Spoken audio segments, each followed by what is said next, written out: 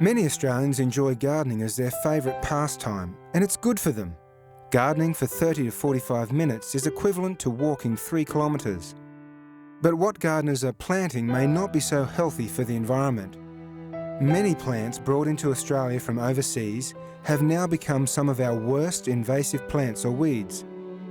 Weeds have escaped from gardens to spread across millions of hectares of valuable agricultural land and natural bush, devastating Australia's landscapes. Many are also toxic and harmful to animals and humans. What's more, invasive plants or weeds are costing Australia's agricultural industry over $4 billion each year. That directly affects you at the supermarket register. Not only that, these destructive invaders take a huge toll on thousands of native plants and animals, to the point of threatening the survival of some species. About 65% of plants brought into Australia were first planted in gardens as ornamental features. Plants such as lantana, rubber vine, salvinia and blackberry may look nice, but these invasive garden plants and many others are now seriously impacting on farmers and their families. What we're finding here is not so much the losses of cattle, it's the loss of country. That's the big one. Where was productive country before, was native grasses, is now just choked with lantana. And at least 60% of the property would be heavily infested. The economic impact is very significant. I mean, in this day and age where it's harder and harder to produce the income to cover your costs, the higher your impost becomes, the less competitive you are. This was a plant that councils were still planting a few years ago in the town gardens and stuff. And here we are with it. This is the result of it. I mean, I'm not looking at it to say, well, if I clean this block here up, I can sell it for X amount of dollars. I mean, I'm looking to say, well, I want this to be what it was before this damn garden plant came in here. Invasive plants have also extensively damaged World Heritage areas and national parks, where they often overtake native plants and reduce native food sources for animals. Invasive plants are often very hardy. They produce large amounts of seed that may remain viable for a long time, and many are attractive to fruit-eating birds that spread seed to new areas. Many weeds also increase the risk of hot fires, which can further destroy native vegetation and open the way for even more weed invasion. Sadly, many plants unique to Australia are now at risk of being lost for good, as are the native insects and animals that depend on them. Park rangers and community groups are battling to preserve our precious natural heritage. I work in ecological restoration for Gold Coast City Council, and at the moment myself and the team are charged with rehabilitating 15,000 hectares. Most of that work is really centred around weed control. Over the years, invasive plants have been increasing in our bushland areas that back onto residential blocks. Weeds know no boundaries, so they're forever moving in and encroaching on our native species in parks. Well, here I am on the edge of a gully that lies between residential area and bushland. As you can see, this is a perfect example of how invasive plants can spread. A lot of the plants you see behind me would have come from illegal dumping from residential blocks, or the seeds could have come along the waterways into the area and they've surrounded and choked all native vegetation.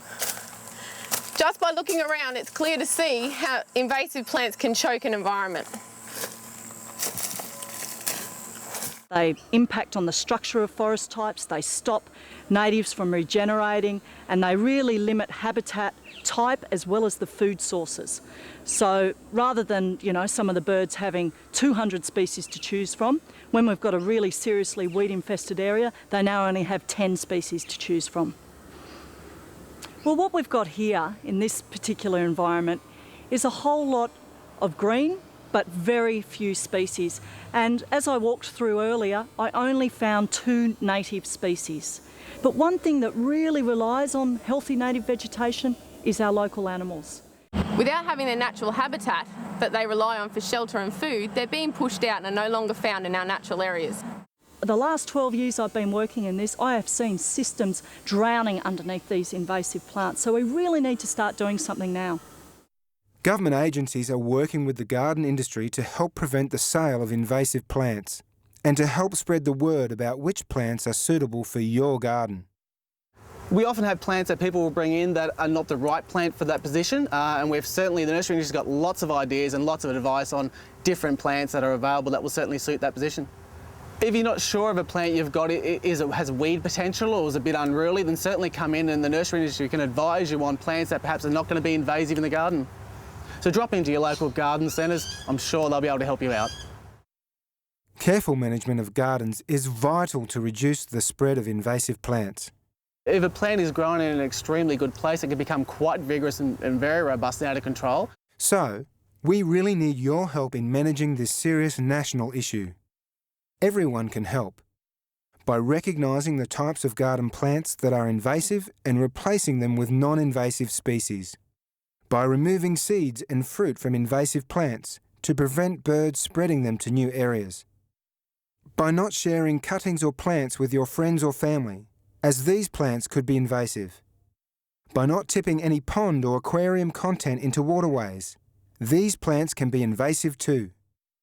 By noting plants that are spreading into local waterways or bush and advising your local community group about these infestations.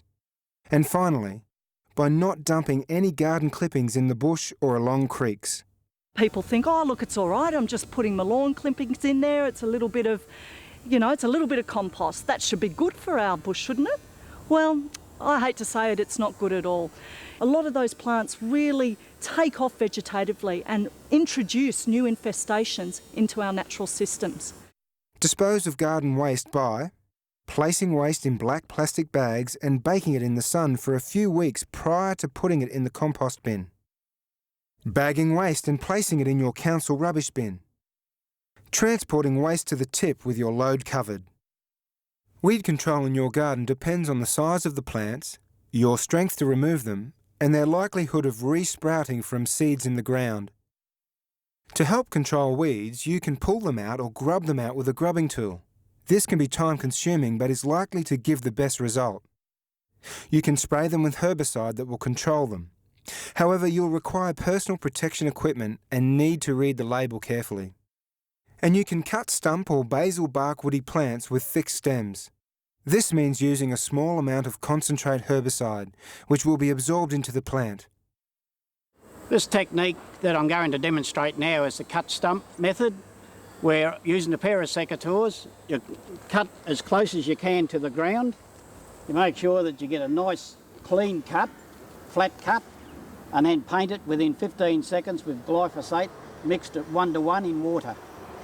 It's also important that when you spray the plant here, that you treat up to 40 centimetres up to the top of the plant here and dribble the chemical all the way down the plant and then slowly move right around the plant, ensuring not to leave any bare strip at the back, because that's important. If you don't do that, the whole plant will grow from that. This is cat's claw creeper. It may even look dead, but it's not. This vine gets so thick and so heavy, in a few more years it's likely to bring down this tree. It's got its own special method. So we're going to cut it off in here and then peel it off the tree. And then we're going to get in here nice and low, do another cut, and then we're going to paint it. We're painting it here with a mix of glyphosate and water at 1:1. Now, because this has got a big tuber underneath the soil, I'm going to use my trusty knife and I'm going to scrape a bit more bark off it and paint it again, because that allows me to get that more volume of herbicide into that big tuber underneath the soil. For the control of larger trees, it is likely you'll need professional assistance. We can all do our bit to stop invasive plants ruining our natural heritage. In essence, everyone needs to be a weed buster. Please don't grow invasive plants and don't let them spread to new places. It's important that we realise we need to work as a community to solve the problem of invasive plant species. We need to protect our natural environment and preserve it for future generations. We have to match our passion for gardening with the passion that's required to rehabilitate our natural systems. Not all green is great. For more info, contact your local council, Biosecurity Queensland, Greening Australia, your retail garden centre, or your local community group.